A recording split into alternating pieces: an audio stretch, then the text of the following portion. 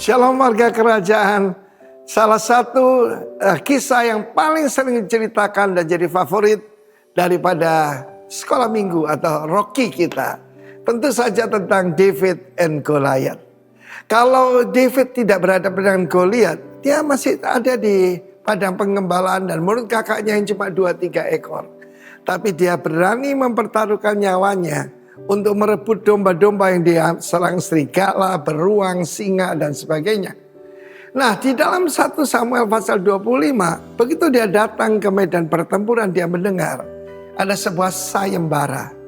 Barang siapa bisa membunuh Goliath, bukan cuma mengalahkan, kill Goliath. Ada 3 hal yang dijanjikan oleh Raja Saul.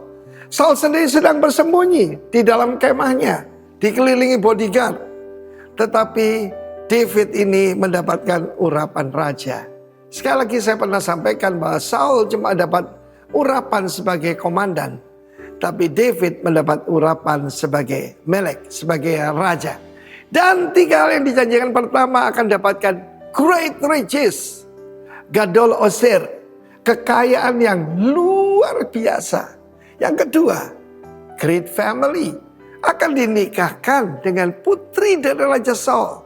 Raja Saul itu 1 kepala lebih tinggi daripada semua orang Israel rata-rata. Jadi berarti dia 180 ke atas.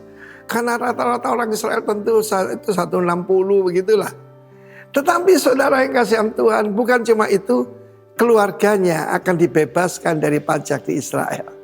Tuhan tidak pernah punya rencana monarki buat Israel. Tapi rakyat yang menuntut. Dan kita tahu bagaimana Saul itu sebetulnya pilihan rakyat, saudara. Ya, demokrasi zaman dulu. Dan kita tahu apa yang terjadi. Tidak ada urapan, saudaraku. Saul itu mantan diurapi. Tapi David tidak profesional, cuma diurapi. Pada satu saya bisa bayangkan. Saya pernah ditanya orang, boleh Pak reward driven? Loh, saya reward driven. Saya tahu bahwa saya tidak cari gaji. Tapi ada reward, pahala yang Tuhan sediakan buat saya. Kalau enggak, buat apa saya ngotot-ngotot, saya tinggalkan semuanya. Bisnis saya tinggalkan untuk cari jiwa bagi Tuhan Yesus. Dan David adalah reward driven, bayangkan. Ya, dia akan dapatkan dibebaskan dari pajak di Israel. Itu namanya great privilege. Great wealth, great family, great privilege. Kalau Saul begitu ganteng dan tinggi, pasti putri-putrinya Miss Israel. So bisa bayangkan itu seperti Wonder Woman, Gal Gadot, aktris Israel yang terkenal itu. Dan David pada saat itu mengambil keputusan. Pertama, dia tidak mau nama Tuhan dihujat. Dia tidak mau barisan Israel dihujat, tapi juga dia reward driven. Bayangkan, dia akan dapatkan great wealth, great family. Memang di dalam kenyataan Saul ingkar janji. Ya, bagaimana yang putri pertama Merab diserahkan orang lain. Dan saudaraku, Saul semuanya ingkar janji. Tapi David dari seorang anak gembala yang bahkan tidak ikut akademi militer, langsung jadi jenderal bintang 4, jadi panglima tertinggi di bawah dari Raja Saul. Bersama dengan Crown Prince Jonathan, saudaraku. Karena itu saudara yang kasih Tuhan, Tuhan memberikan yaitu mahkota. Tuhan menjanjikan nama yang baru. Tuhan memberikan yaitu begitu banyak pahala, saudara bisa lihat dalam seluruh perjanjian baru dan juga dalam kitab Wahyu. Barang siapa menang, dia akan jadikan sekok guru di rumah Allahku. Dan dia tidak akan keluar lagi dari sana. God bless you warga kerajaan. Great reward, great family, great privilege. God bless you. Amin. Amin. Shalom. Ya, bagaimana kabarnya hari ini Bapak Ibu yang dikasih Tuhan? Luar biasa ya, saya melihat wajah-wajah penuh sukacita siap memberikan yang terbaik buat Tuhan. Mari kita menyerahkan ibadah kita berdoa. Bapak, kami bersyukur untuk pagi hari yang indah ini Tuhan. Terima kasih dan kami percaya Tuhan hadir bersama-sama dengan kami. Memberikan sukacita yang melimpah dalam hidup kami Tuhan. Bahkan ibadah ini diberkati oleh Tuhan untuk mempermuliakan nama Tuhan. Setiap kami yang datang Tuhan, kami mengalami pembebasan, kami mengalami pemulihan, bahkan sukacita yang dari surga melimpah dalam hidup kami. Terima kasih Tuhan, segala hormat dan kemuliaan hanya bagi Tuhan. Kami serahkan ibadah kami hanya di dalam nama Tuhan Yesus. Amin.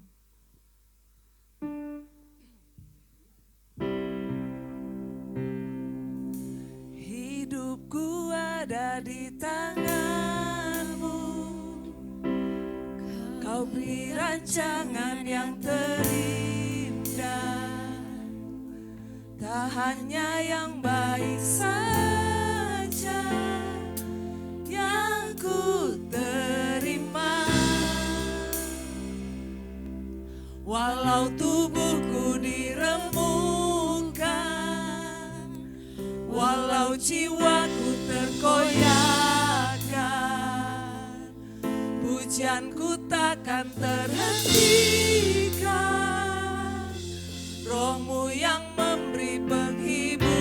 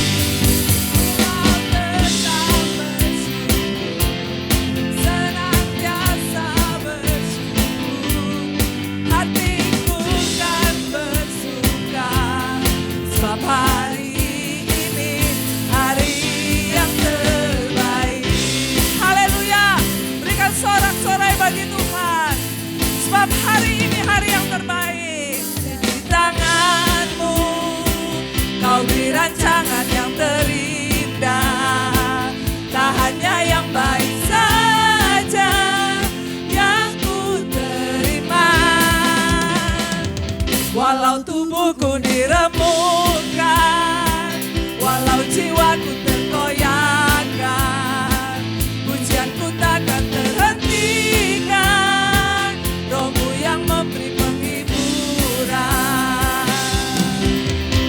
akan kupikul salib-Mu, cukuplah kasih setia-Mu, ku bertahan, Kau kuatku, teguhkan iman-Ku.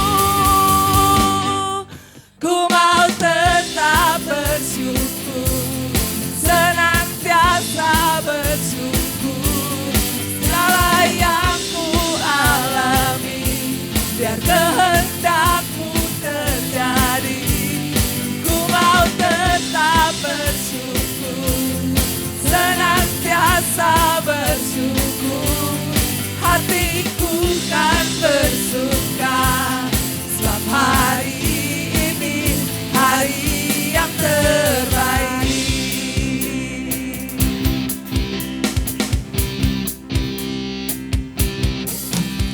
Akan kupikul salib-Ku, cukuplah kasih setia-Mu, ku bertahan, Kau kuatku, teguhkan iman-Ku. Akan kupikul salib-Ku, cukuplah kasih setia-Mu, ku bertahan, Kau kuatku, teguhkan iman-Ku. Ku mau tetap bersyukur, senantiasa bersyukur, segala yang ku alami, biar kehendak-Mu terjadi. Mari katakan, ku mau tetap bersyukur, senantiasa bersyukur,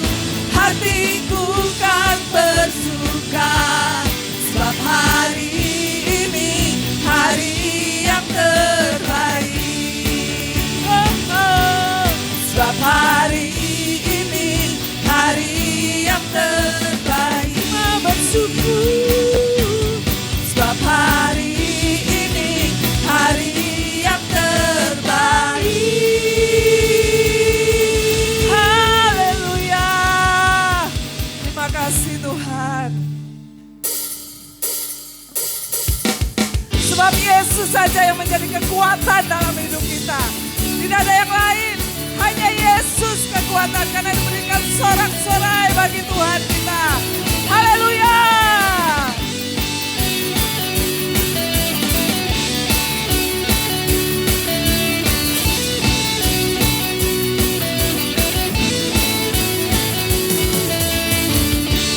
Yesus, kau kekuatan di hidupku,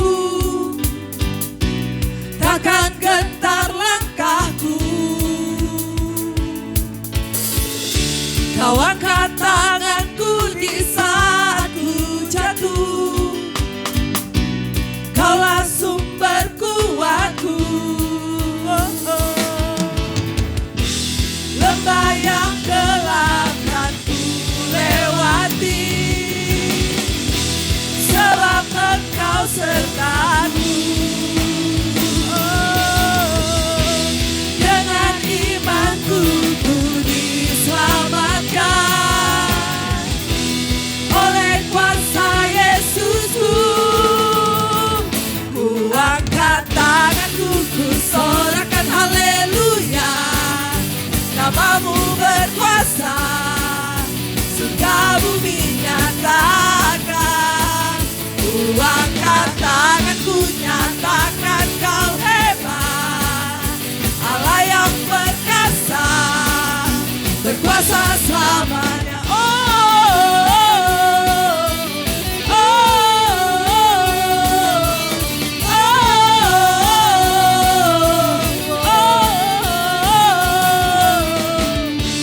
Yesus, kau kekuatan di hidupku. Amin.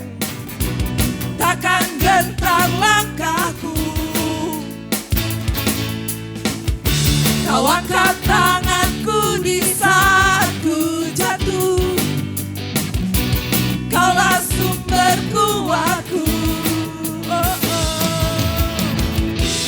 Lembah yang gelap kan ku lewati, sebab Engkau sertaku. Dengan imanku ku diselamatkan oleh kuasa Yesusku. Ku angkat tanganku, ku sorakan haleluya. Namamu berkuasa, surga bumi nyatakan. Ku angkat tanganku, nyatakan kau hebat. Allah yang berkuasa, berkuasa selamanya.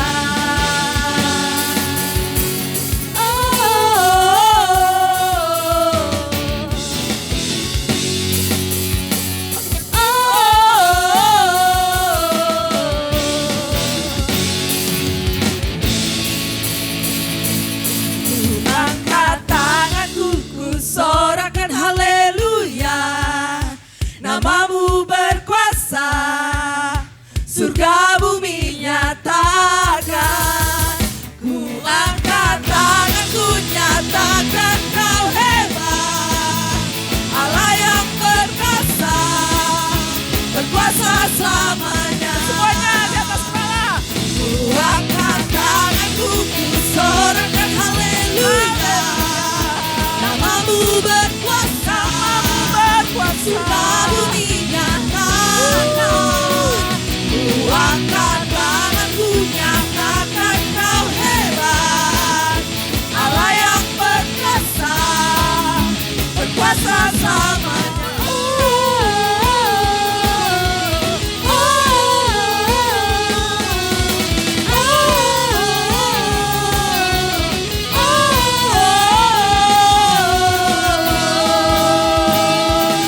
Haleluya. Berikan sorak-sorai bagi Dia.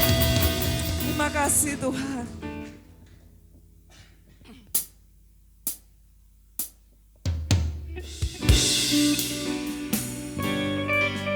Kami bersyukur Tuhan, Engkau selalu ada bersama kami dalam segala keadaan hidup kami Tuhan.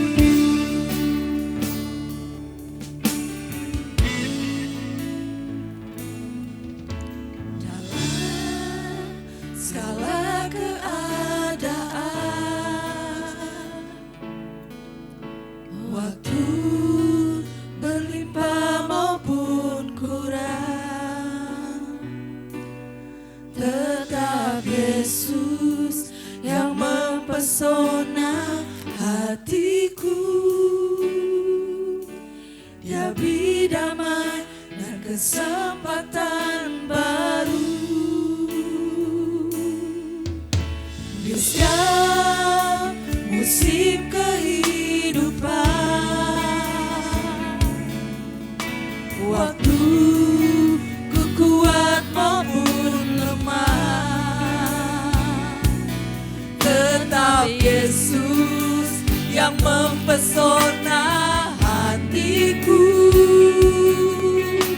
Dia beri hidup dan kesempatan baru. Sekali Yesus, selamanya Yesus. Harapanku takkan hilang, karena kasih-Nya sekarang ku ada. Oh Yesusku, ku cinta Kau selamanya. Amin. Dalam segala keadaan, Waktu kami berlimpah Tuhan, waktu kami kurang, berlimpah maupun kurang, Kau selalu ada Tuhan. tetap Yesus yang mempesona hatiku. Dia beri damai dan kesempatan baru. Di setiap musim kehidupan, waktu ku kuat maupun lemah, tetap Yesus yang mempesona hatiku. Dia beri hidup dan kesempatan baru. Sekali Yesus, selamanya Yesus. Harapanku takkan hilang, karena kasih-Nya sekarang ku ada. Oh Yesus,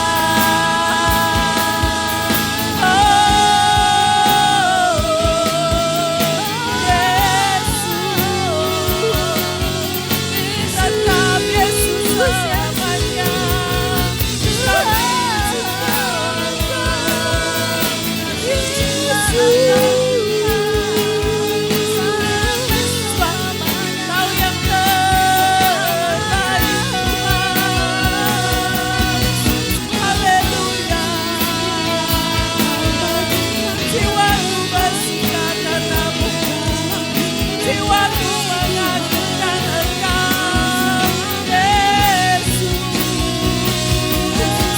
Terpujilah Engkau, gunung batu keselamatan kami, kota benteng perlindungan. Hanya Yesus, hanya Yesus.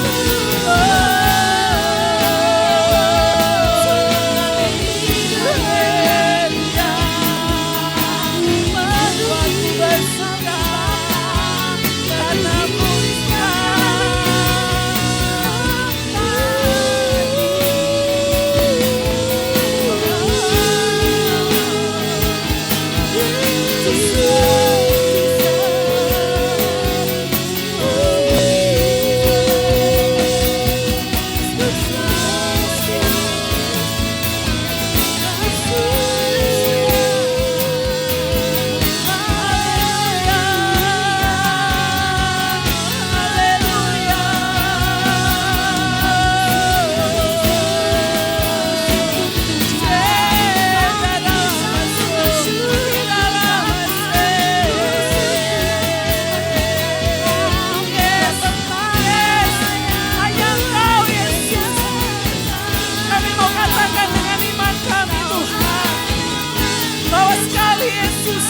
akan tetap Yesus selama-lamanya.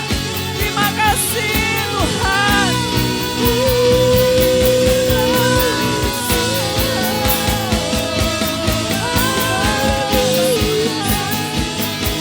Kuangkat jiwaku, kuangkat hatiku Tuhan, memandang kepada Yesus saja.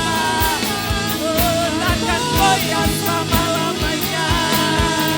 Haleluya.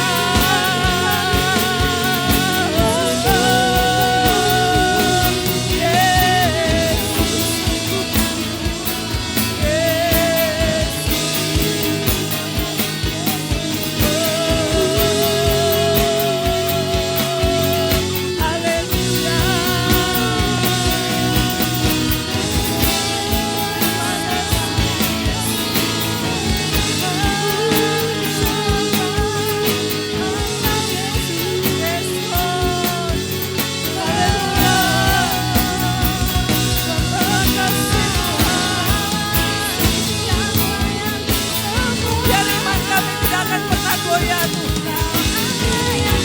Engkau Allah yang layak kami tinggikan Tuhan. Selama hidup kami, hanya Yesus, hanya Yesus.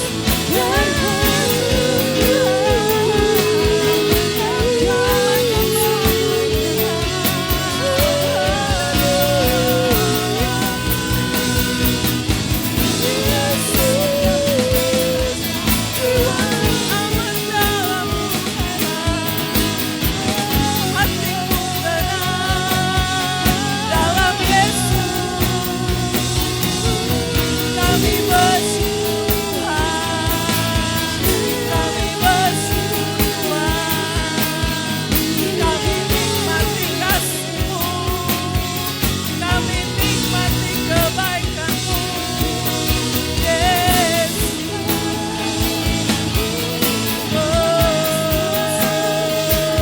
Kau yang puaskan dahaga jiwa, Yesus. Haleluya.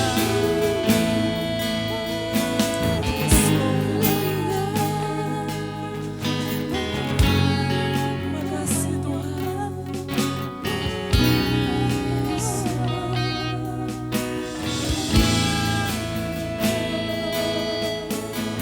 Kami mau katakan iman kami Tuhan, bahwa sekali Yesus akan tetap Yesus selama-lamanya. Tak akan pernah goyah Tuhan, sebab Engkau gunung batu kami, kota benteng perlindungan kami Tuhan.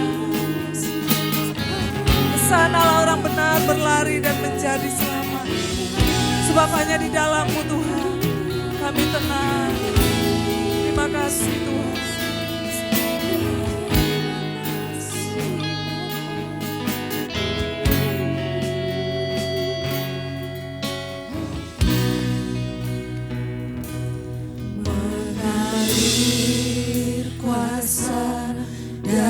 tempat maha tinggi, Bapa kekal mulia, Kau hadir di sini, memulihkan hati, menyembuhkan yang terluka. Ku kan tenang bersamamu, Bapa.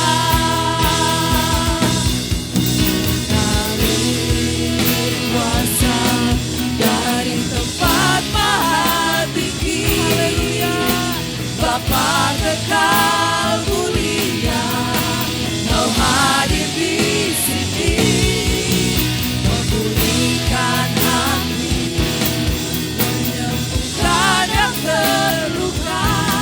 Ku kan tenang bersamamu, Bapa.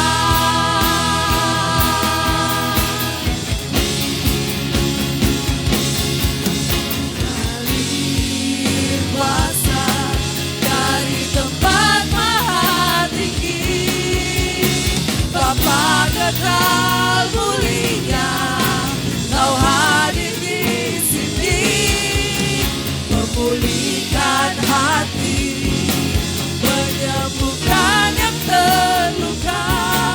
Ku kan tenang bersamamu, Bapa. Ku kan tenang bersamamu, Bapa. Ku kan tenang bersamamu, Bapa.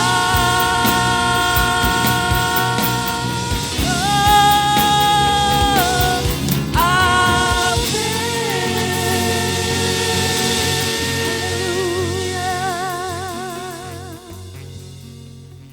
sungguh kami mengucap syukur Tuhan, bahwa kuasa-Mu ada di tempat ini. Kuasa yang datang dari tempat maha tinggi, memenuhi kami semua. Hati yang haus Engkau puaskan, hati yang kering Engkau segarkan, jiwa yang lelah Engkau beri ketenangan. Dan kami percaya kepuasan Engkau curahkan di tengah-tengah kami pagi hari ini. Kau melihat setiap hati kami Tuhan hari ini. Kami percaya kebenaran firman-Mu yang memuaskan kami dan mengubahkan kami. Kami nyiapkan hati kami seperti tanah yang subur untuk ditanami benih firman-Mu. Untuk kami boleh bertumbuh, berbuah dan bermultiplikasi. Terima kasih Bapa. Bekerjalah di tengah-tengah kami pagi hari ini. Hanya di dalam nama Tuhan Yesus. Haleluya. Amin. Silakan duduk. Shalom Bapak Ibu semuanya. Apa kabar?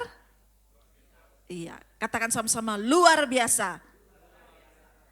Baik, selamat datang untuk komandan ya Youth Camp kemarin yang hadir di tengah-tengah bersama dengan kita. Puji Tuhan. Pagi hari ini kita akan, saya akan menyampaikan sedikit kebenaran firman Tuhan di bulan ini. Di bulan ini kita semua sudah mendapatkan pelajaran-pelajaran yang berharga, khususnya tema Exalting the Lowly ini. Bagaimana kita punya sikap, bagaimana ketika kita meninggikan yang rendah. Dan saya percaya bahwa Bapak Ibu Saudara semua sudah melaksanakan. Amin. Saya melihat sudah ada yang berbagi kepada orang-orang yang membutuhkan. Bahkan di dalam respon-respon proses yang Tuhan izinkan di dalam kehidupan kita. Kita percaya bahwa bukan kekuatan kita tetapi kekuatan Tuhan. Amin. Hari ini saya ingin mengajak kita, saya masih tetap ambil tema ini. Ya, kita akan belajar dua tokoh di depan ini, yaitu orang Farisi dan pemungut cukai. Ya, Bapak Ibu semua sudah tahu orang Farisi ini ya, dalam bahasa aslinya yang artinya menjelaskan ya. Jadi Farisi ini adalah orang yang menjelaskan. Kita tahu bahwa Farisi ini yang dipelajari adalah tentang Alkitab, Taurat, hukum Taurat yang dipelajari. Bahkan dia meneliti hal-hal yang kecil. Dia melakukan Taurat, bahkan dia ingin menyenangkan hati Allah dengan mentaati Taurat-Taurat. Kita akan belajar di dalam Lukas, ya.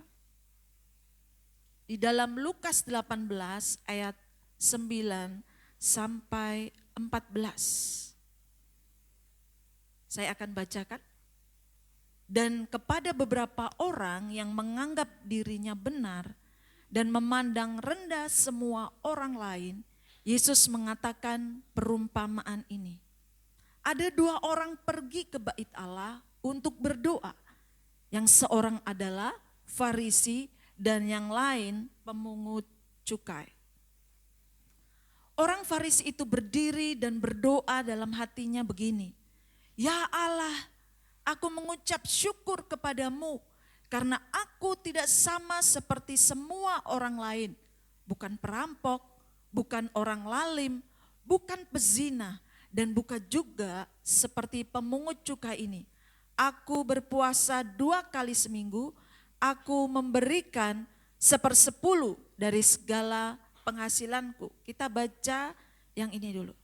Nah, saya gambarkan seperti ini dia berdoa ya. Saya menggambarkan dia seperti ini saat berdoa. Nah, kita lihat orang Farisi dan pemungut cukai itu sedang berdoa. Ya, bukan ibadah umum tetapi pribadi ya. Jadi orang Farisi datang ke sebuah bait Allah dan dia berdoa dalam hatinya. Dia berkata, "Ya Allah, aku mengucap syukur kepadamu." Doa ini baik tidak? Baik, dia bersyukur kepada Tuhan. Tetapi di kalimat selanjutnya, karena aku tidak sama seperti semua orang lain. Dia katakan, aku bukan perampok, bukan orang lalim, bukan pezina, dan bukan juga seperti pemungut cukai. Di dalam doanya ada sebuah keangkuhan. Di dalam doa ada sebuah keangkuhan di mana dia merendahkan orang lain. Ini bahaya. Ini ada di dalam bait Allah. Dia sedang berdoa. Ya. Bahkan apa yang dilakukan? Aku berpuasa 2 kali seminggu. Aku memberikan 1/10 dari segala penghasilanku. Orang Farisi ini adalah orang yang sangat taat kepada perintah Tuhan. Dia tidak mau 1 iota pun perintah-perintah itu tidak dia lakukan. Dia sangat melakukan. Tetapi kenapa Tuhan memberikan ilustrasi ini, perumpamaan kepada muridnya?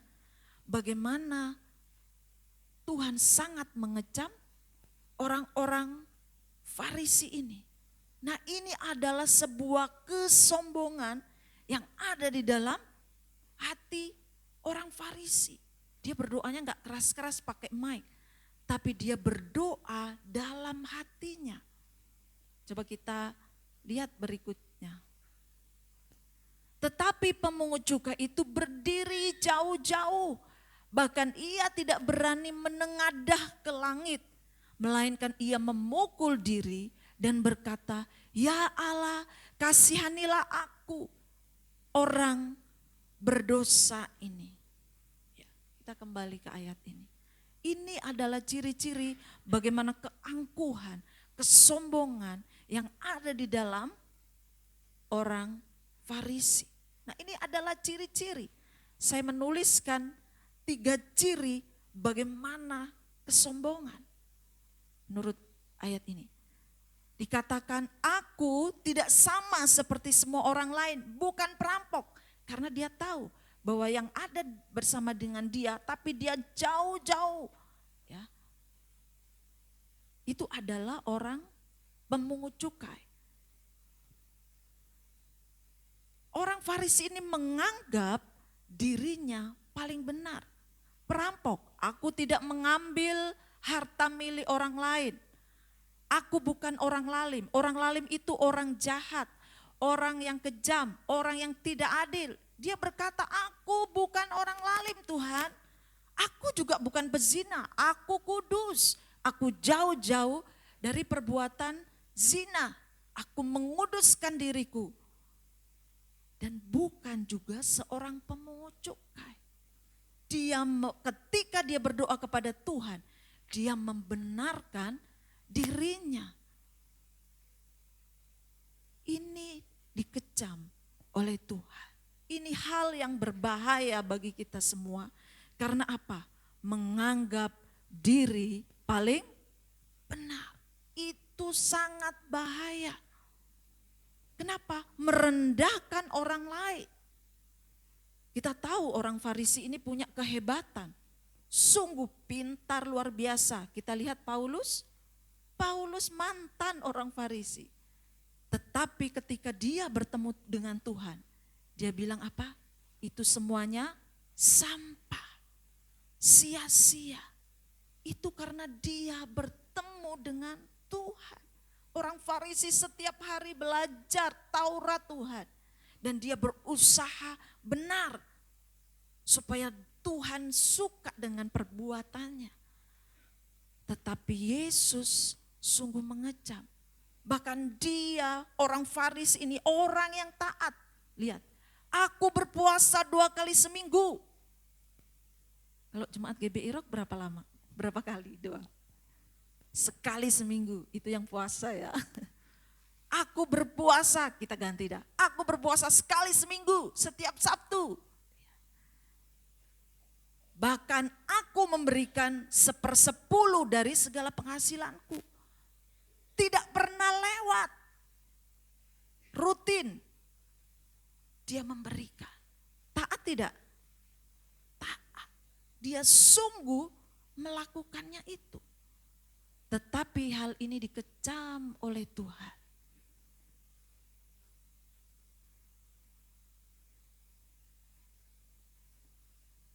Ayat 14, aku berkata kepadamu, orang ini pulang ke rumahnya sebagai orang yang dibenarkan Allah dan orang lain itu tidak.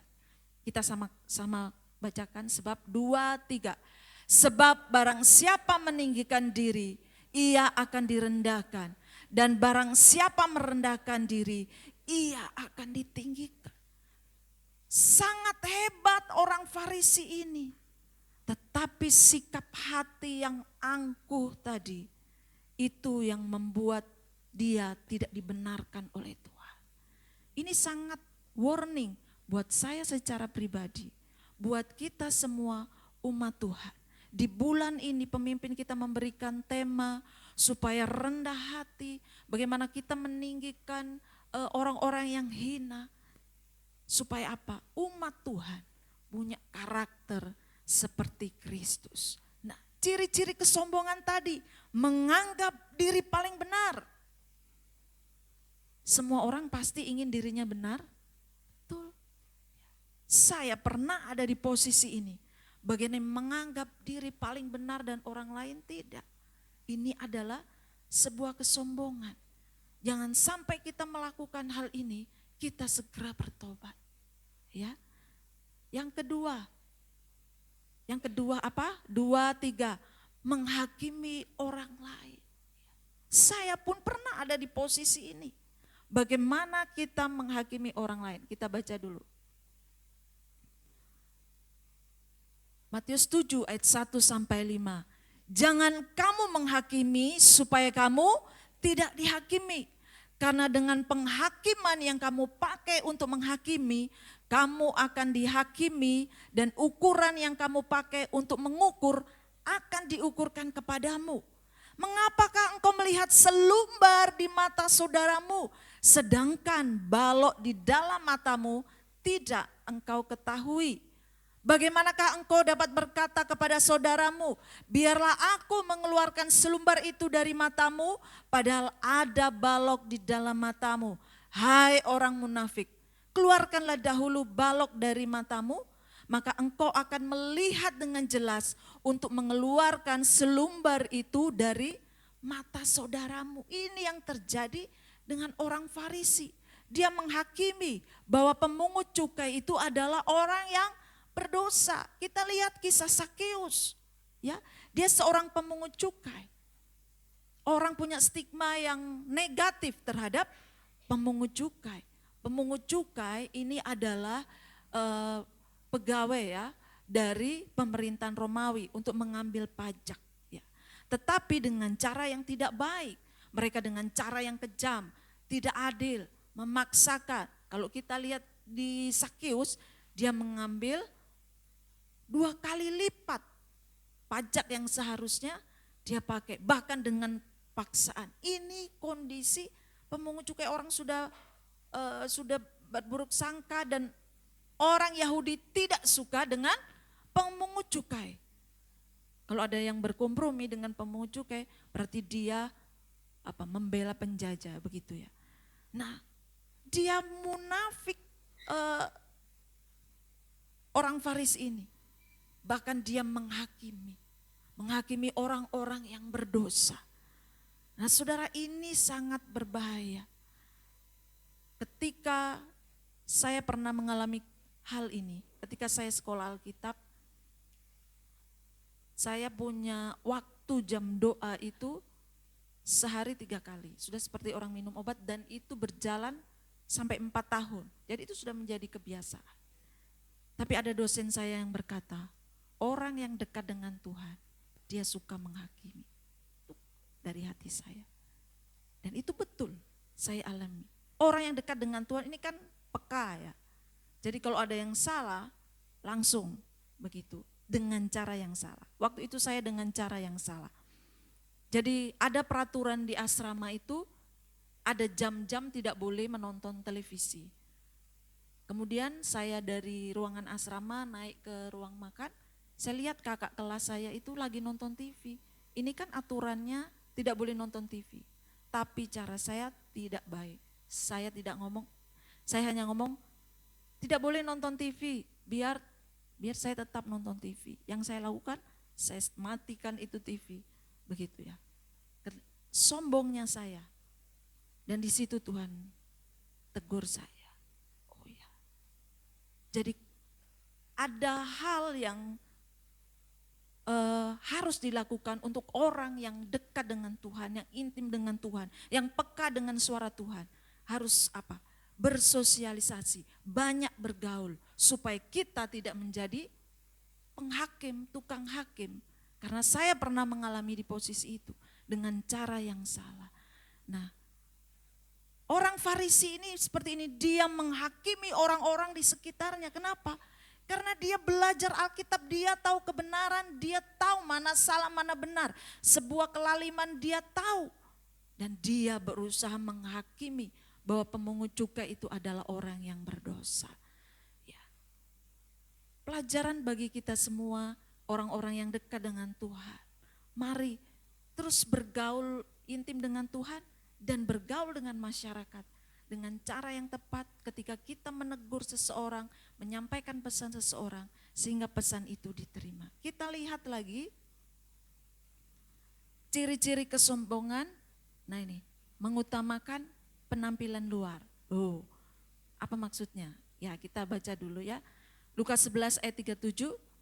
Ketika Yesus selesai mengejar, seorang Farisi mengundang dia untuk makan di rumahnya. Maka masuklah ia ke rumah itu lalu duduk makan. Orang Farisi itu melihat hal itu dan ia heran karena Yesus tidak mencuci tangannya sebelum makan. Tetapi Tuhan berkata kepadanya, "Kamu orang-orang Farisi, kamu membersihkan bagian luar dari cawan dan pinggan, tetapi bagian dalammu penuh rampasan dan kejahatan. Hai orang-orang bodoh, bukankah dia yang menjadikan bagian luar, dia juga yang menjadikan bagian dalam. Akan tetapi berikanlah isinya sebagai sedekah dan sesungguhnya semua akan menjadi bersih bagimu." Tuhan berkata kepada orang-orang Farisi, "Tetapi celakalah kamu, hai orang-orang Farisi, sebab kamu membayar persepuluhan dari selasi, inggu, dan segala jenis sayuran, tetapi kamu mengabaikan keadilan dan kasih Allah. Yang satu harus dilakukan dan yang lain jangan diabaikan." Celakalah kamu, hai orang-orang Farisi, sebab kamu suka duduk di tempat terdepan di rumah ibadah dan suka menerima penghormatan di pasar. Celakalah kamu, sebab kamu sama seperti kubur yang tidak memakai tanda. Orang-orang yang berjalan di atasnya tidak mengetahuinya. Ya. Tuhan berkata kepada orang-orang Farisi itu sangat keras. Celakalah kamu, celakalah kamu. Ya, kenapa? Karena Tuhan sangat membenci perbuatan-perbuatan yang tidak benar di hadapan Tuhan. Tadi saya berkata, nah ciri kesombongan itu apa? Mengutamakan penampilan luar. Loh, apa tidak boleh mengutamakan penampilan luar? Boleh, saya aja potong rambut kan supaya cantik. Rambut yang putih saya kasih hitam lagi, ya. Kemudian orang yang mungkin berusaha nge-gym, ya, orang berusaha nge-gym supaya sehat. Bahkan mungkin ibu-ibu, cewek-cewek di sini skincarean yang mahal supaya tetap glowing dan awet muda. Nah, bapak-bapak juga seperti itu. Beli mungkin sepatu mahal, baju mahal, tas mahal yang branded. Wah, supaya penampilannya kelihatan wow gitu ya. Bukan tidak penting, itu sangat penting. Tetapi Tuhan berkata kepada orang Farisi, jangan kamu seperti kuburan. Kuburan bagus-bagus ya, dibuat dengan harga puluhan juta, kalau nggak salah yang di Krato itu ya Pak. Krato, sorry, di Kanar. Itu mahalnya, kalau kita ke sana bagus-bagus rumahnya. Puluhan juta, mungkin ada ratusan juta. Itu luarnya. Apa dalamnya? Tulang belulang.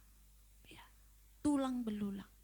Saya sempat lihat foto video di negara mana itu kuburannya itu transparan. Ya, pernah lihat. Wow, ngeri juga itu waktu didudukkan. Ininya duduk gitu ya. Itu yang bisa dilihat. Bagus, mahal. Tapi dalamnya hanya sebuah tulang belulang. Tuhan menginginkan kita untuk bukan hanya penampilan yang luar, tapi yang diutamakan bagaimana? Penampilan yang di dalam.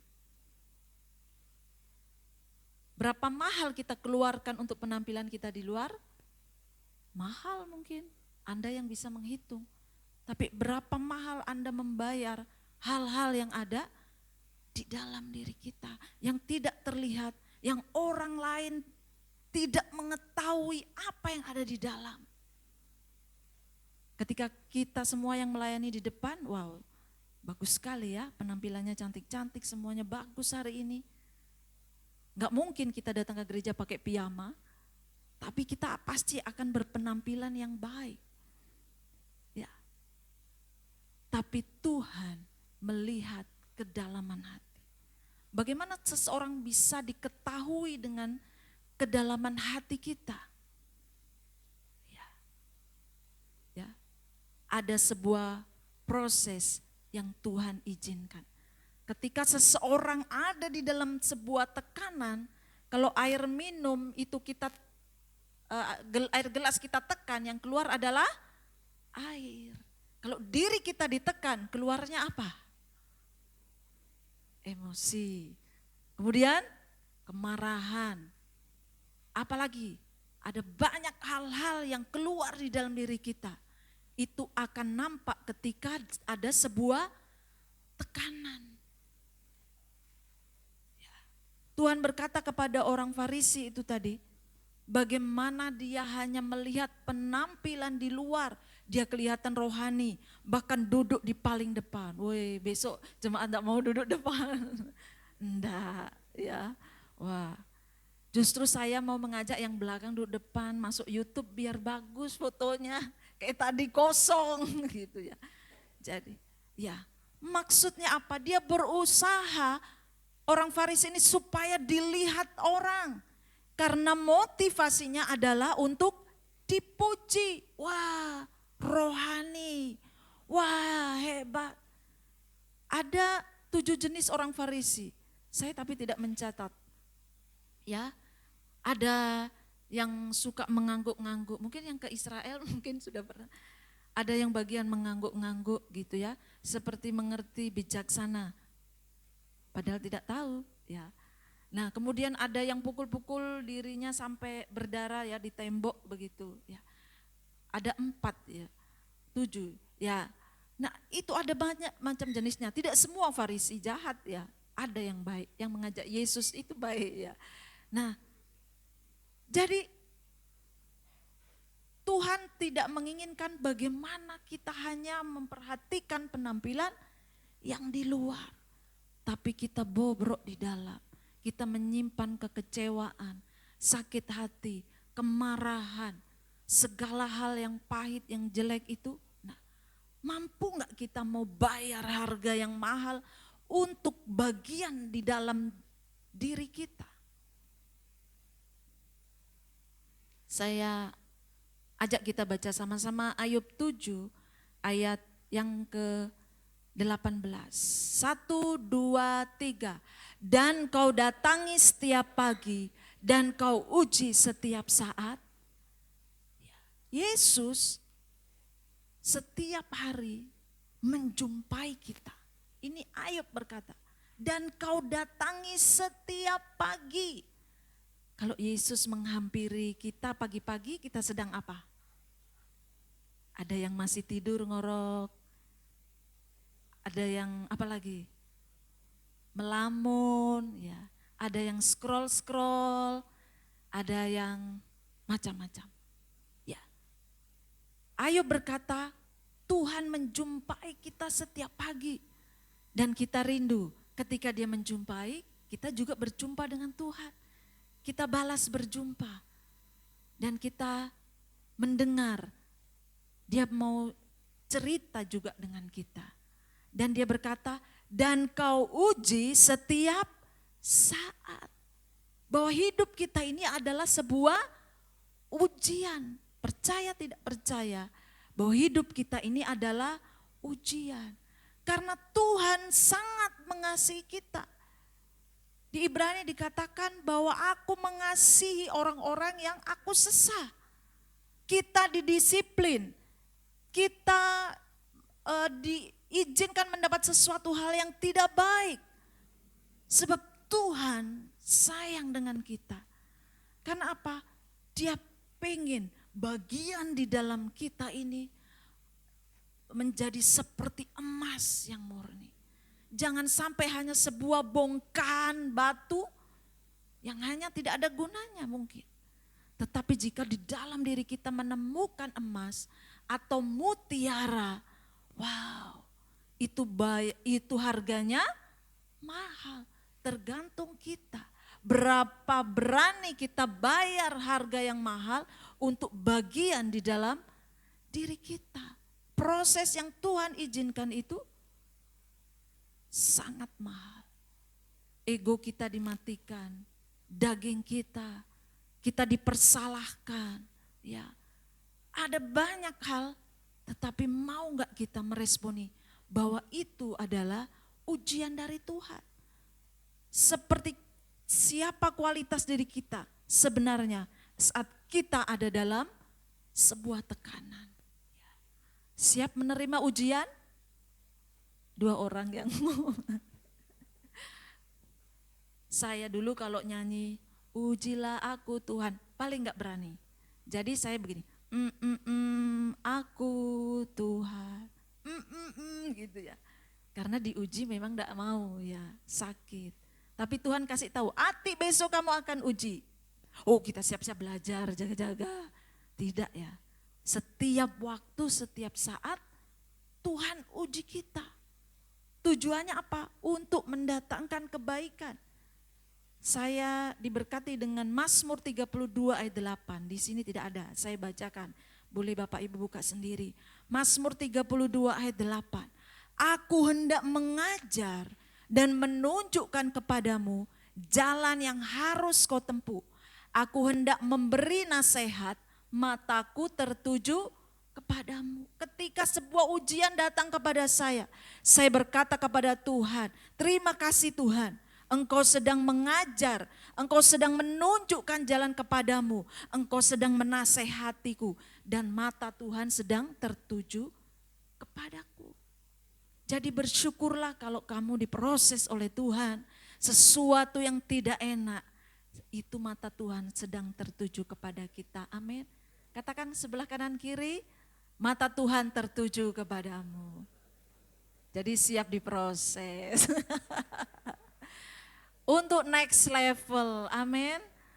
Iya, Tuhan tidak mau kita jadi anaknya yang biasa-biasa, tetapi anaknya yang luar biasa. Amin. Nah, kita percaya bahwa proses yang Tuhan izinkan, jangan kita terus lari. Ikut Kristen seperti ini. Lock out.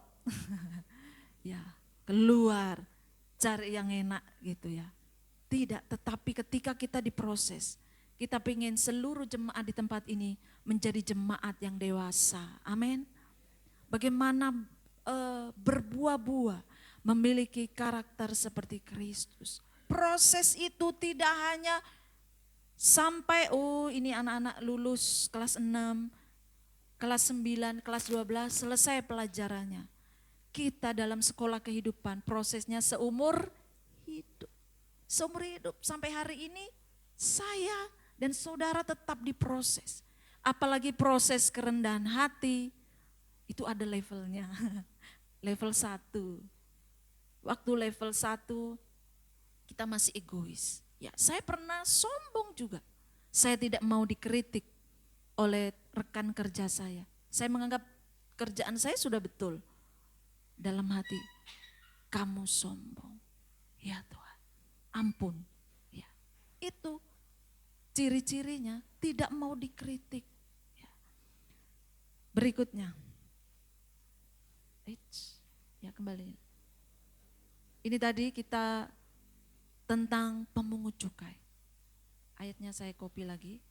Tetapi pemungut cukai itu berdiri jauh-jauh, bahkan ia tidak berani menengadah ke langit, melainkan ia memukul dirinya dan berkata, "Ya Allah, kasihanilah aku orang berdosa ini." Semua orang tahu bahwa pemungut cukai ini adalah orang berdosa, orang yang tidak baik, orang yang jahat. Tapi Yesus berkata, "Aku berkata kepadamu, orang ini pulang ke rumahnya sebagai orang yang dibenarkan Allah dan orang lain itu tidak."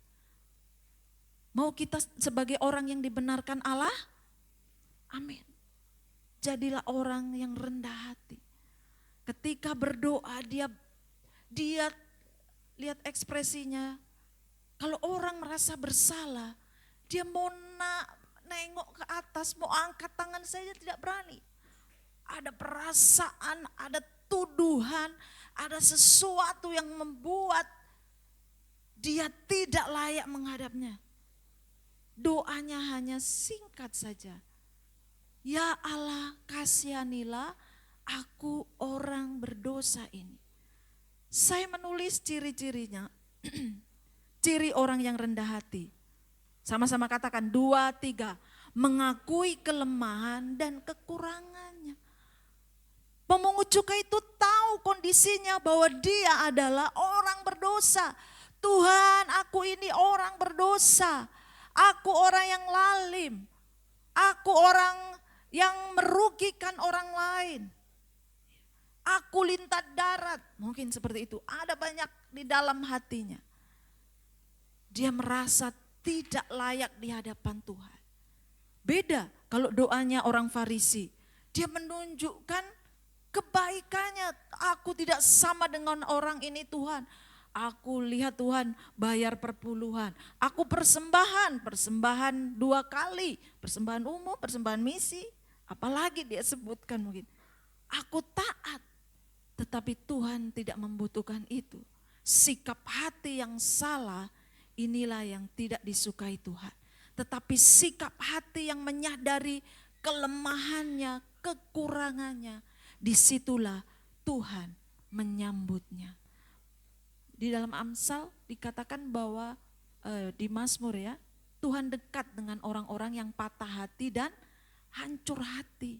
Ketika kita datang kepada Tuhan dengan hati yang hancur, dengan hati yang patah, seperti pemungut cukai ini, Tuhan membenarkannya.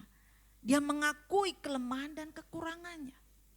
Nah, saya pernah berdebat dengan anak saya, mana dia? Ya, karena sudah besar jadi kita berdebat ya. Karena saya bilang kalau orang tidak mau berani tampil itu adalah orang yang sombong. Loh, kan tidak sombong itu. Dia kan merasa diri tidak mampu.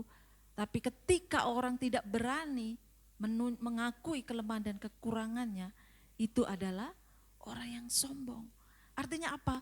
Ketika melakukan sesuatu, dia tidak mau. Harus berani maju begitu ya. Nah, ini adalah sebuah kesombongan. Tetapi ketika dia menyadari, aku mau maju saja. Walaupun ini ada kelemahan yang harus dilihat orang lain, tetapi kita mau menyadarinya. Nah, ini mengakui kelemahan dan kekurangan. Mau enggak kita datang di hadapan Tuhan dengan segala kelemahan kekurangan? Siapakah kita ini?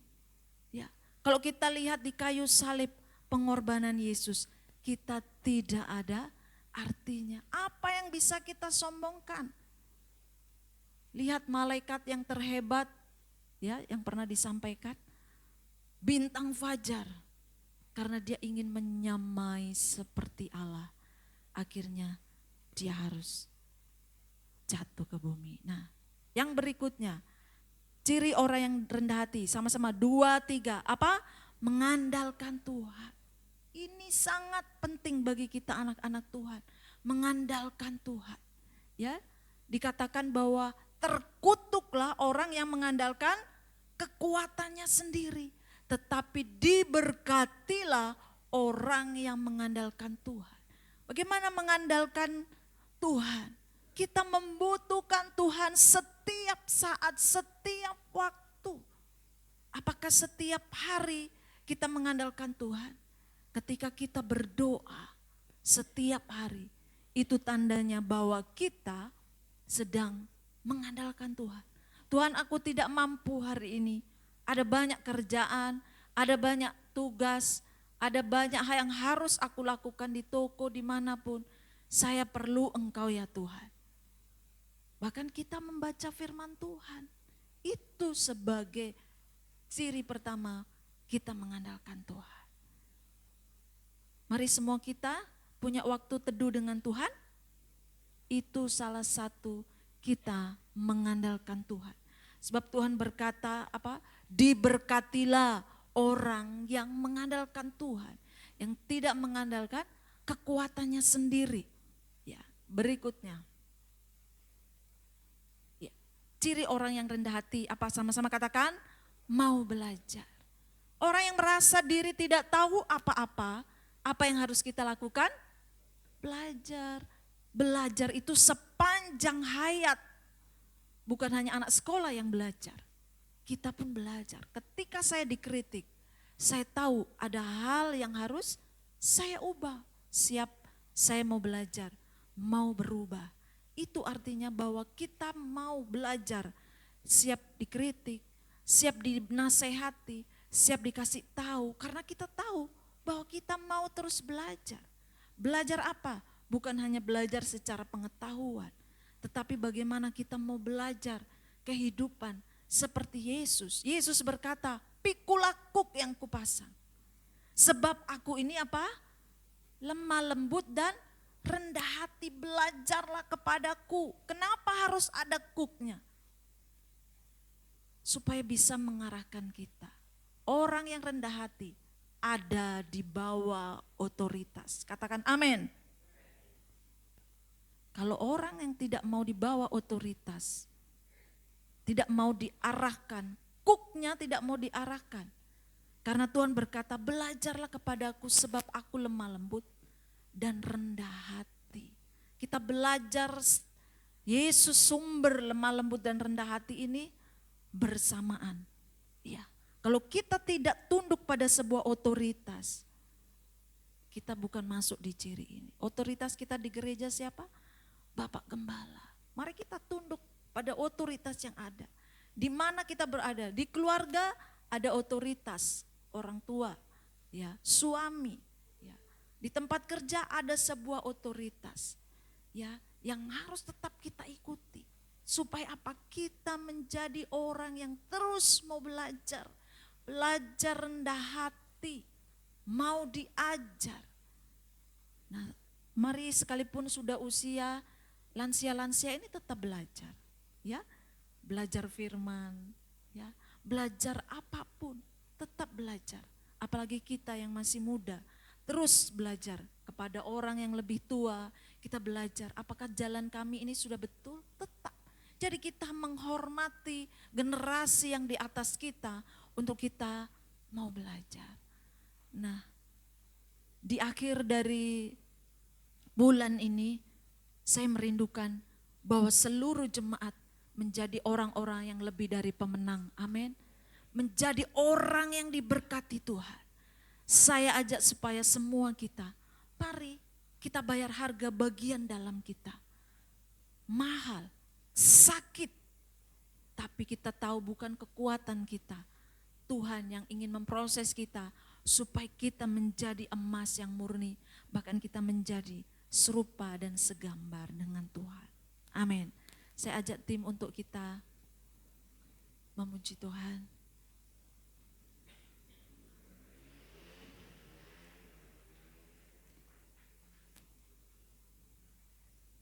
Tidak ada yang perlu kita andalkan, kehebatan kita, kekuatan kita. Kita bukan siapa-siapa. Kita nol di hadapan Tuhan. Biar Yesus, ketika kita nol, Yesus yang di depan, hidup kita menjadi berarti dan kita punya nilai yang mahal. Bagaimana ketika kita menjaga supaya tidak sombong? Muliakan Tuhan saja. Dia saja yang kita puji. Kita tidak ada artinya. Sekali Yesus, selamanya Yesus.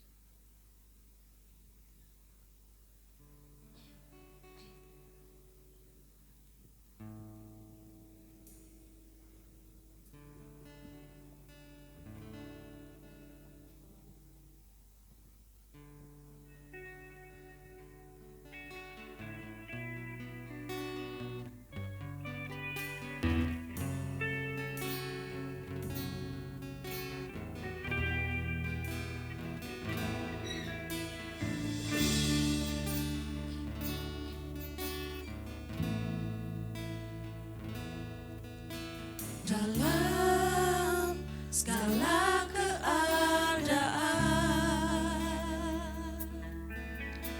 waktu berlimpah maupun kurang,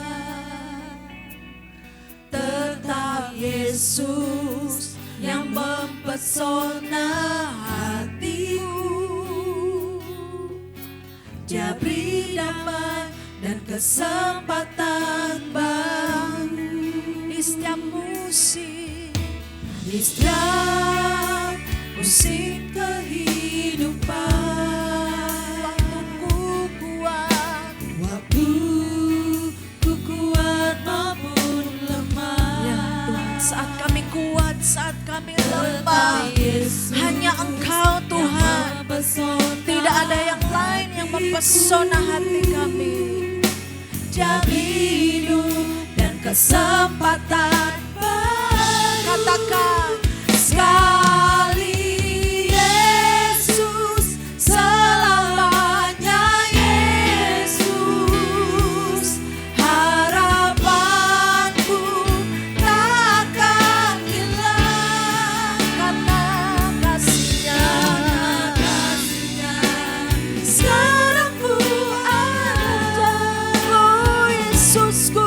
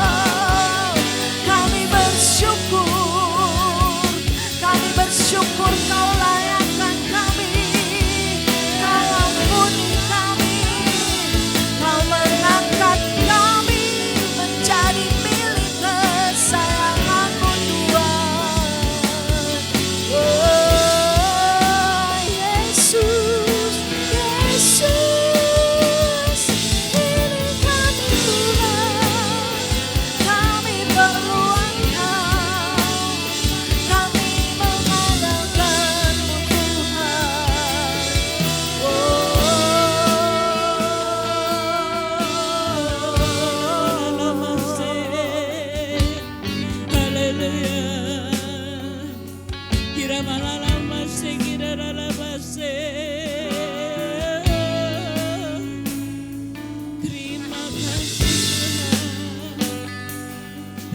kasih Tuhan.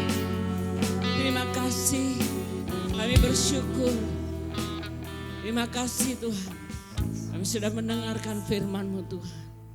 Biar kami mau belajar. Kami mau belajar mengakui kesalahan. Karena kami tahu tidak ada satu orang pun yang sempurna. Karena itu kami mau terus Tuhan. Mengakui kesalahan. Dan mau merendahkan hati di hadapan Tuhan. Merendahkan diri di hadapan Tuhan. Untuk supaya mendapatkan pengampunan dari Engkau. Dan bisa bangkit berdiri lagi Tuhan. Terima kasih. Kami bersyukur Tuhan. Kami akan melakukan kebenaran firman-Mu terus menerus. Kami terus mau melakukan bertumbuh. Dan akhirnya menjadi sempurna seperti Engkau. Karena itu yang menjadi tujuan akhir-Mu Tuhan. Destiny kami yaitu menjadi seperti Engkau. Dan kami bisa menaklukkan seluruhnya Tuhan. Baik ada di udara, di langit, di darat Tuhan. Karena kuasa, otoritas yang Kau berikan ada pada kami. Terima kasih Tuhan, kami bersyukur. Dan saatnya kami akan bersatu Tuhan, bersatu hati. Berdoa untuk bangsa dan negara kami. Kami memberkati bangsa kami Tuhan. Ada shalom atas seluruh Indonesia dari Sabang sampai Merauke. Kami percaya apa yang menjadi rancangan-Mu itu terjadi atas Indonesia. Kami percaya Tuhan Indonesia adil, makmur, bijaksana. Penuh dengan kemuliaan Tuhan. Kami percaya Tuhan Bapak Presiden kami Engkau pakai dengan hikmat yang luar biasa. Dengan transparansi yang ada Tuhan. Dengan keberanian yang dari Engkau. Untuk menuntaskan, membalikkan semua keadaan di dalam nama Yesus. Dan kami percaya apapun yang terjadi di Indonesia, korupsi, kolusi akan dibukakan semuanya di dalam nama Yesus. Terima kasih Tuhan. Kami memberkati dari Bapak Presiden sampai seluruh jajarannya. Biarlah semua roh takut akan Tuhan menguasai mereka semuanya Tuhan. Biarlah muncul gubernur-gubernur yang sungguh-sungguh takut akan Engkau. Yang mengimplementasikan Tuhan kebenaran-Mu Tuhan di Indonesia. Terima kasih Tuhan. Kami juga berdoa untuk Sumbawa Tuhan. Kami mengasihi Sumbawa di mana kami tinggal ini Tuhan.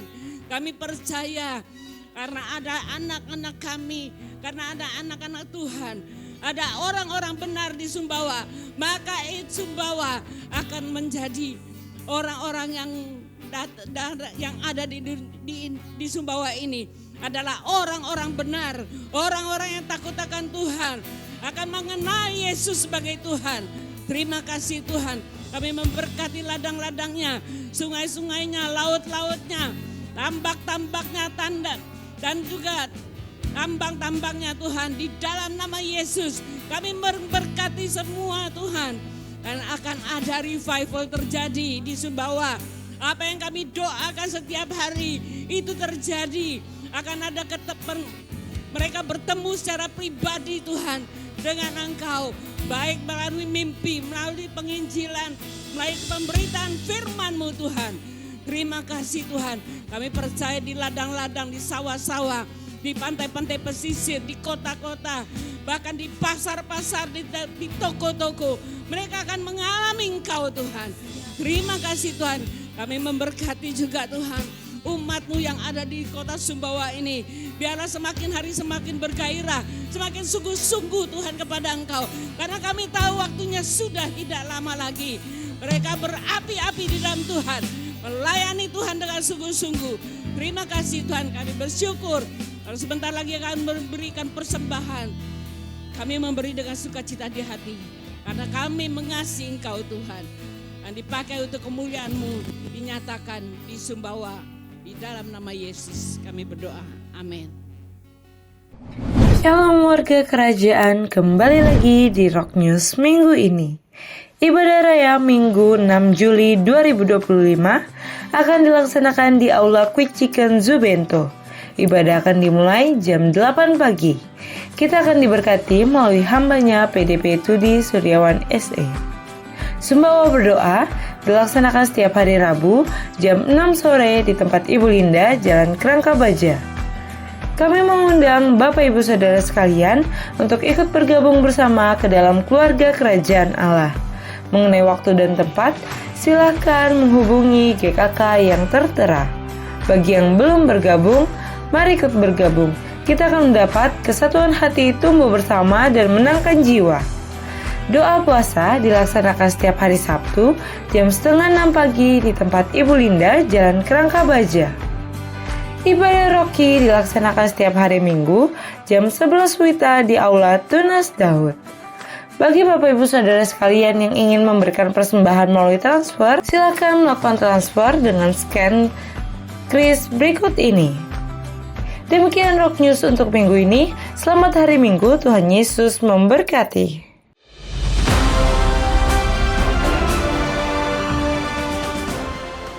Untuk semua kingdom leaders and wannabe kingdom leaders, calon-calon pemimpin kerajaan dimanapun Anda berada, pria maupun wanita, kembali kita akan mengadakan yaitu KLC 2025, Kingdom Leadership Conference 2025 yang sudah kita nantikan. Dan saya katakan pada semua para pemimpin, khususnya yang ada di Bali, jangan sampai ketinggalan dengan yang dari luar kota ya. Dan ini adalah satu keharusan, karena saudaraku, belum tentu kita bisa adakan tahun depan lagi. Kita tidak pernah tahu apa yang terjadi di dunia ini. Look what happened on this world. Tapi untuk mempersiapkan kedatangan Tuhan, tahun ini masih the year of preparation. Salah satunya dengan mengikuti conference ini. Salah satu pembicara utama, saya sudah berdoa dan sudah ada confirmation dari Bapak Pendeta Dr. Peter Tanci dari Manila, Filipina, dari CCF, Christ Commission Fellowship. Saudara yang kasih saya begitu kagum pada Bapak ini. Dan salah satu yang saya pernah dengar bagaimana melalui satu tragedi di mana putrinya diperkosa begitu banyak orang, maka justru dia dibangkitkan oleh Tuhan jadi seorang pemimpin yang luar biasa, dan is international world renowned, dan dia akan ada di antara kita. Dan salah satunya tahun 2022 ada seorang saudari, seorang ibu yang duduk manis ketika ditanya, suaminya adalah Bupati Morotai, saudara kekasih kita Benny Laos. Dan Ibu Sherry Chonda Laos akan ada tengah-tengah kita. Dan saudaraku, kita lihat bagaimana Tuhan bisa merubah dari seorang ibu rumah tangga biasa jadi seorang gubernur yang paling banyak dibicarakan saat ini. Dan itu semua saya percaya ada hubungannya dengan KLC kita. Karena Pak Benny Laos memberikan begitu banyak kesaksian yang dahsyat. Dan kita akan dengar yang lebih dahsyat lagi tahun ini. So be there. Jangan ketinggalan. Tahun ini, jadi bulan ini sudah dimulai, yaitu early bird. Ya, pastikan saudara jangan sampai terlambat ya. Saya bukan menghimbau, tapi memerintahkan semua Rock Ministry mengutamakan untuk hadir di Kingdom Leadership Conference dalam nama Yesus. Amin.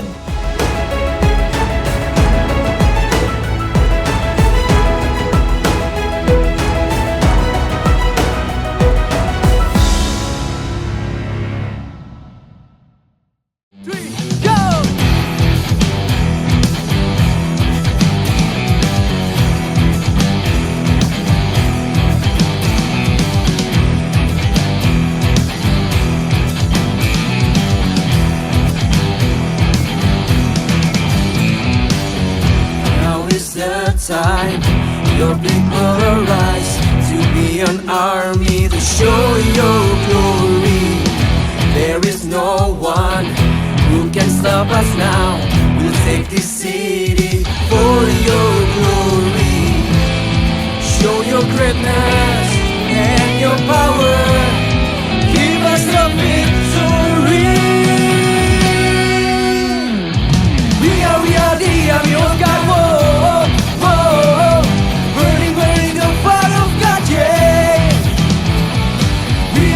The army of God, whoa, whoa, burning, burning the fire of God, yeah. I see, whoa, whoa, see, yeah, yeah, whoa, oh, oh, whoa, oh, oh.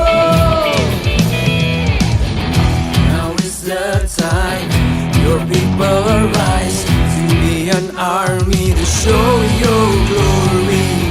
There is no one who can stop us now. We'll take this city for your glory. Show your greatness and your power. Give us the victory. 1, 2, 3, go! We are the army of God. Burning, burning the fire of God, yeah. We are the army of God. Burning, burning the fire of God, yeah. I see, see,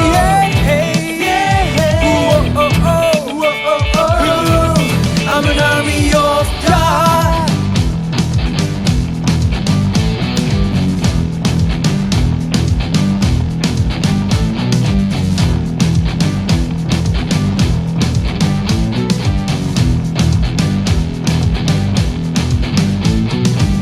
No one can stop us now. No one can stop us now. We are a story makers. We are a story makers. We're gonna take this city. We're gonna take this city. Take it for your glory. Take it for your glory. No one can stop us now. No one can stop us now. We are a story makers. We are a story makers. We're gonna take this city. We're gonna take this city. Take it for your glory. For your glory. Show your greatness and your power. Give us the victory.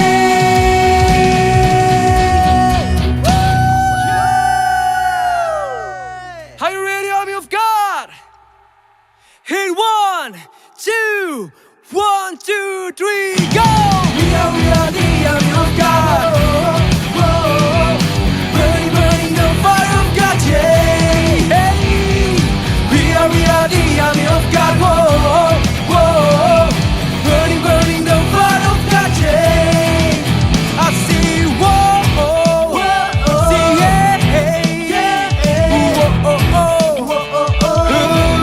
I'm an army of God. Ya, itu adalah semua kegiatan-kegiatan yang kemarin kita adakan Youth Camp. Mewakili FKGK kami ucapkan terima kasih buat partisipasi Bapak Ibu Saudara. Dan di dalam Youth Camp ini ada satu sosok yang kalau saya pernah tanya sama anak saya itu, bagaimana Youth Camp-nya hari kedua, anak saya bilang apa? Semuanya menyenangkan kecuali kalau sosok ini muncul katanya. Dan sekarang dia ada di sini. Dia ada di sini supaya kita lihat sosok waktu di lapangan, di Youth Camp dengan sosok di luar bagaimana keadaan beliau. Kita sambut dulu dengan Iwa Peye. Ayo, yang Youth Camp ya. 1, 2, 3. Nasi jagung.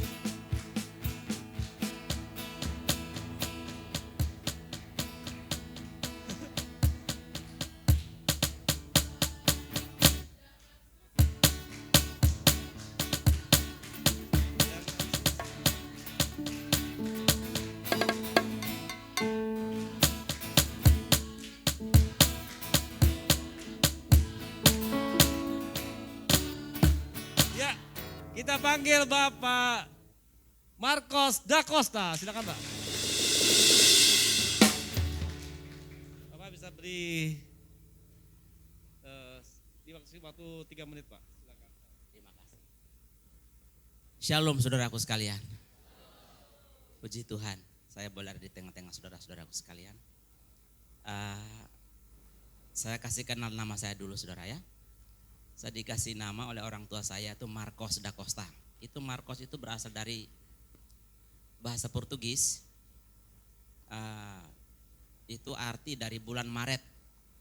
Karena saya lahir di bulan Maret, kalau bulan Maret itu kalau bahasa Portugis itu Março. Jadi C-nya bisa dibaca K kemudian ditambah S, Marcos seperti itu. Saya dulu tuh bangga banget karena setiap kali hari ulang tahun integrasi Timur Timur ke Indonesia itu di dalamnya masuk ulang tahun saya. Karena saya lahir 49 tahun yang lalu. Nah, tapi beberapa waktu kemudian Timur Timur harus dilepaskan.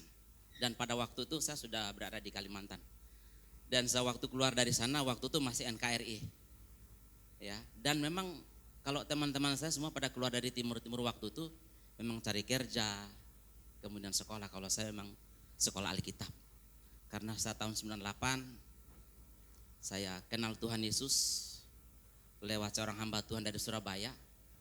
Dan saya waktu berangkat dari sana memang sudah bertumbuh di gereja Betel Indonesia. Dan di tengah-tengah mayoritas Katolik di sana.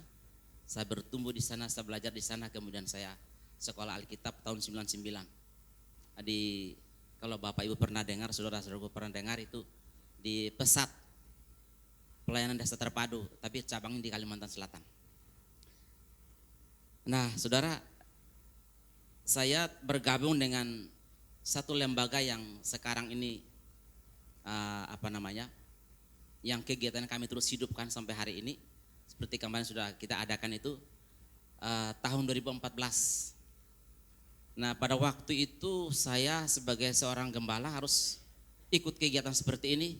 Ya, sok juga saudara ya. Kita terkaget-kaget, terkejut. Waktu itu di satu daerah di Batu di Malang sana, Jawa Timur. Dan saya juga tidak menyangka saudara ya. Dan pada akhirnya harus bersama dengan Pak Erwin Daud untuk tetap menghidupkan kegiatan ini, kegerakan ini. Ya, khususnya buat anak-anak muda. Karena saya punya kerinduan dan saya dengan Pak Erwin punya kerinduan. Gereja ini ke depan, saya cukup khawatir, kita cukup khawatir jangan sampai kita kehilangan generasi. Ya, seperti kami ini akan tua dan akan tiada saudara ya. Dan kalau tidak ada suatu kegerakan, bagaimana kelanjutan gereja seperti itu. Nah, oleh karena itulah kami tim ini terbeban betul untuk supaya kegerakan seperti ini boleh terus berlangsung. Dan puji Tuhan, ini baru kali ini kita keluar Kalimantan. Kita ke Kalbar, ke Kalsel, keliling terus Kalteng, dan beberapa titik lagi. Dan saudara, saya tuh mau kasih tahu yang sebenarnya ya. Saya bongkar rahasia ini ya. Sebetulnya berperang seperti itu tuh sebenarnya antagonis saudara ya. Saya setiap kali mau adakan youth camp karena saya harus berperang seperti itu selatihan berhari-hari saudara ya. Latihan di depan cermin, gimana bisa bentak, gimana bisa marah-marah, gimana. Suatu saat anak saya, dia kan tidak tahu kalau saya akan adakan kegiatan seperti itu. Papa ngapain? Latihan apa ini nih? Ya, saya bilang nanti nak, nanti kamu akan tahu. Karena waktu itu tahun 2024 tadi saya nggak berani berperang seperti itu karena yang ikut adalah putri saya. Anak saya cewek satu, terus cowok satu, dua gitu ya. Terus yang ikut juga adalah jemaat anak muda gembalaan saya. Saya nggak berani waktu itu. Saya bilang tolong salah satu teman yang menggantikan posisi saya. Saya nggak enak gitu saudara ya. Dan sekali lagi berperang seperti itu sebenarnya tidak mudah bagi saya. Karena ya itu tadi, sebetulnya saya orang yang nggak tegaan saudara ya. Tidak tegaan sebenarnya. Ya, tapi di dalam camp ini memang disetting seperti itu, diatur seperti itu untuk sebuah terapi mental buat anak-anak muda, karena anak-anak muda mesti kuat, harus kuat. Tidak boleh ada yang lemah, tidak hanya lemah fisik, terkadang fisik itu bisa kuat, tapi mental kita bisa drop. Nah, untuk itulah nilai-nilai seperti ini atau sistem seperti ini kita terapkan dalam youth camp ini. Dan kemudian pada kesempatan ini saya sangat-sangat mohon maaf sekali buat beberapa anak muda. Kemarin saya dengar, saya juga shock saudara ya. Karena ada satu anak yang katanya sakit gara-gara seperti ini. Wow, tapi kemarin saya sudah doakan dia waktu malam-malam itu. Saya kasih tahu ini hanya simulasi nak. Tidak akan membahayakan. Ya, jadi sekali lagi tentunya Dari sini beberapa anak muda saya dengar yang paling banyak ya setelah Gemit. Jadi saya ini mohon maaf banget untuk Youth Camp kali ini, mungkin teman-teman lihat itu terkaget-kaget. Ya sama seperti saya juga dulu terkaget-kaget ya. Ya saya berharap beberapa nilai yang sudah ditanamkan teman-teman anak muda di tempat ini boleh hidupkan. Dan suatu saat kalau kita akan adakan di sini lagi, kami tim ini udah punya aset. Asetnya adalah teman-teman yang kemarin ngikut itu ya. Tuhan Yesus memberkati. Haleluya. Dimaafkan ya. Dimaafkan dah nih. Haleluya. Oke. Nah sekarang kita mau dengar dari, ini kan baru dengar dari trainernya kan. Kita mau dengar hasil dari yang ikut. 3 orang saja. Jangan. Kalau princess nanti kita jam 10 baru pulang Pak. Yang belum. Selin. Komandan Selin siapa? Sekarang mereka ini sudah komandan. Iya betul. Siap Dan? Silakan Dan. Siapa lagi kira-kira ini? Oh, suara terbanyak. Silakan komandan. Lagi satu siapa? Hah? Din, siapa lagi satu? Celo. Celo maju. Padahal saya maunya Nauli. Saya mau lihat nih ayah. Iya, Kalau dia sudah melirik ayahnya tuh saya langsung ayah. Ayo silakan. Kasih kesannya, tapi jangan dicerita banyak. Cuma kesannya saja.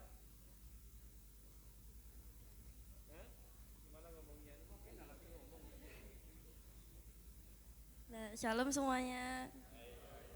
Saya Selin. Sudah tahu.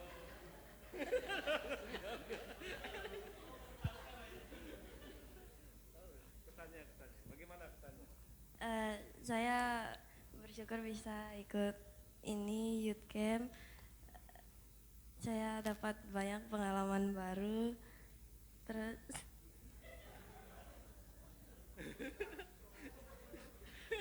Kaget enggak dibentak? enggak sih. Hah? Enggak. Syok enggak kira-kira pertama-tama itu? Pertama-tama syok enggak? Syok sih. Syok ya? Iya. Terus waktu merayap gimana? Itu saya enggak bisa.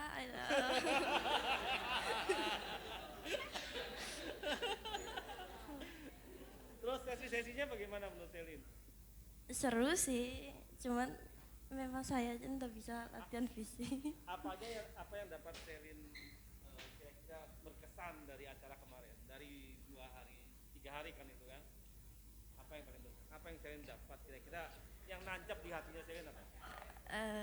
Itu saya dapat kalau kita harus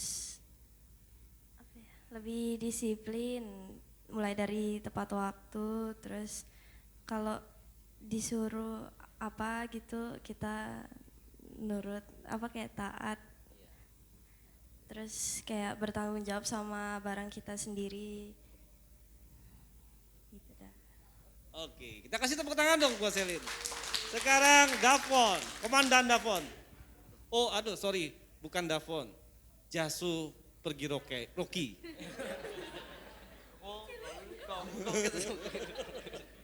Komandan Jasu pergi Rocky katanya. Silakan. Shalom semuanya. Nama saya.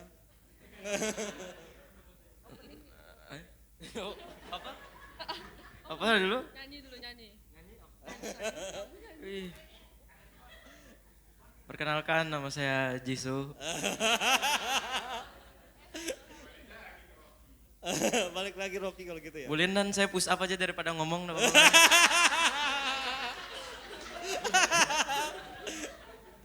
Bagaimana kesannya? Anda kan enggak pernah dibentak nih kayaknya ya. Di rumah kan enggak pernah dibentak. Waktu pertama dibentak gimana perasaannya? Hah? Waktu pertama dibentak itu kira-kira gimana itu? Marah saya. Oh marah ya. Marah ya. Terus waktu disuruh dibangunkan dengan bom, Boom. Gimana? Pertama saya pikir tuh Israel serang kita dia.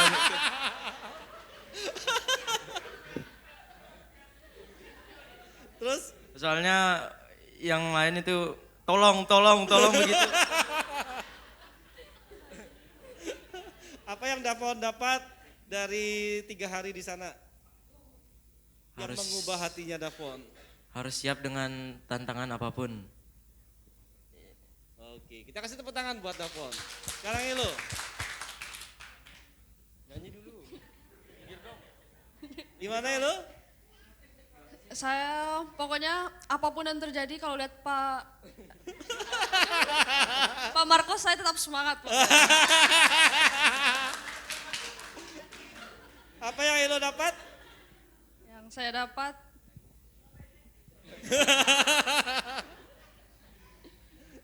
jangan pantang menyerah.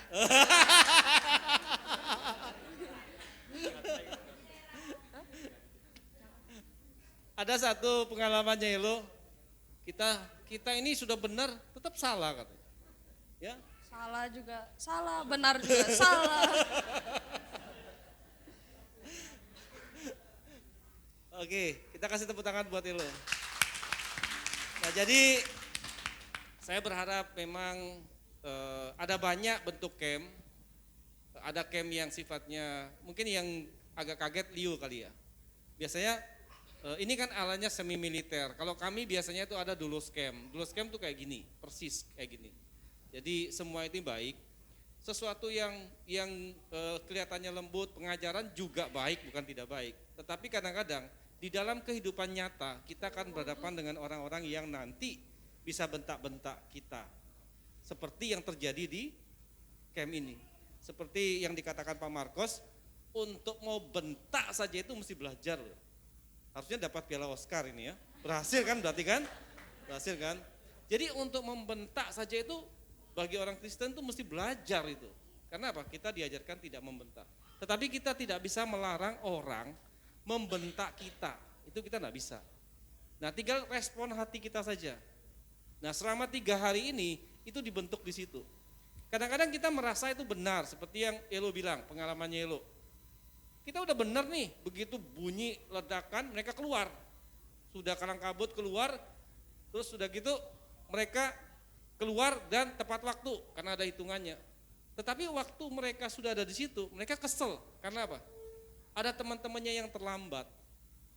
Dan gara-gara temannya yang terlambat, mereka yang dihukum. Harusnya dihukum yang mana? Terlambat kan? Tetapi mereka lalai karena ada 3 pilar yang 4 pilar yang dimunculkan situ. Salah satunya kan rela berkorban. Rela berkorban berarti apa? Ya kita bukan menyelamatkan diri, kita menyelamatkan teman kita. Nah itu nilai-nilai yang seperti itulah mungkin yang bisa. Jadi mereka belajar untuk bisa mikirin teman-temannya. Jadi mereka keluar dari zona pertama tidak main HP, 3 hari tidak main HP loh. Saya pernah ajak anak, mereka 1 hari tidak ada wifi saja itu sudah mau minta pindah tempat penginapan. Tapi ini 3 hari. Terus yang kedua mereka juga dapat tentang yang tadi itu. Kadang-kadang kita merasa benar, tapi sebenarnya kita salah dan kita tidak sadar. Tetapi ini semua puji Tuhan sudah berakhir dan ini bukan yang akhir, kita sedang merancangkan lagi untuk diadakannya yang kedua, batch 2, tetapi untuk yang batch 1 dulu ini nanti akan ada follow up lagi supaya apa yang sudah mereka dapatkan atau pemulihan yang mereka sudah terjadi itu tidak berhenti, tetapi waktu mereka dapat sesuatu di camp, mereka harus praktekkan itu di luar camp. Pemulihannya bukan di camp saja, tapi kembali ke rumah. Oke, terima kasih, itu saja yang bisa saya sampaikan. Kita kasih tepuk tangan buat Pak Marcos. Saya kembalikan ke worship.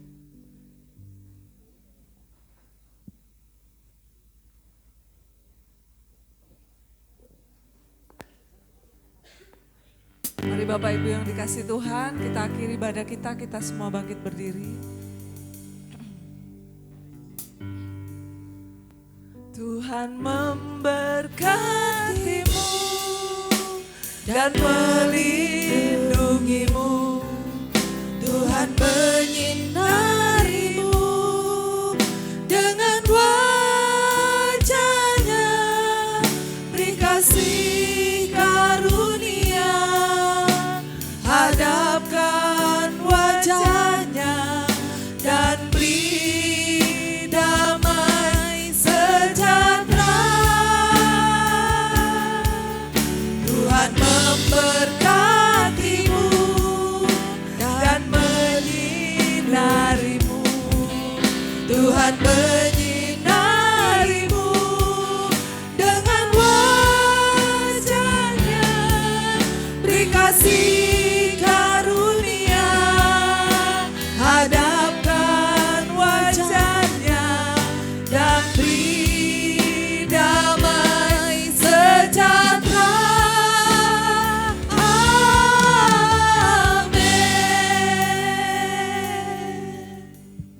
Kekasih-kekasih Tuhan, angkatlah kedua tanganmu dan terimalah berkat daripada Bapa, Putra, dan Roh Kudus di dalam nama Tuhan Yesus Kristus. Tuhan memberikan kerelaannya di dalam hatimu, dan Tuhan juga memberikan hatinya di dalam hatimu. Sehingga apa yang menjadi kehendak Tuhan dalam hidup kita, terbuka, mata kita melihat seperti Tuhan melihat. Kita melihat orang dengan orang lain, pasangan kita, dimanapun kita berada, kita memandang orang lain dengan sesuatu yang baik dan sungguh amat baik. Tuhan juga memberikan hatinya kepada kita untuk kita berbelas kasihan kepada orang-orang yang memang Tuhan tetapkan untuk bertobat dan menerima Kristus. Dan Tuhan juga memberikan kerelaannya untuk kita melakukan dengan kekuatan daripada Tuhan, bukan dengan kekuatan kita. Sehingga sempurnalah apa yang menjadi kehendak Tuhan melalui hidup kita. Terimalah semuanya itu dalam nama Bapa, Putra, dan Roh Kudus, di dalam nama Tuhan Yesus Kristus. Bagi Bapak, Ibu, Saudara yang percaya menerimanya, katakan, Tuhan Yesus memberkati kita semua.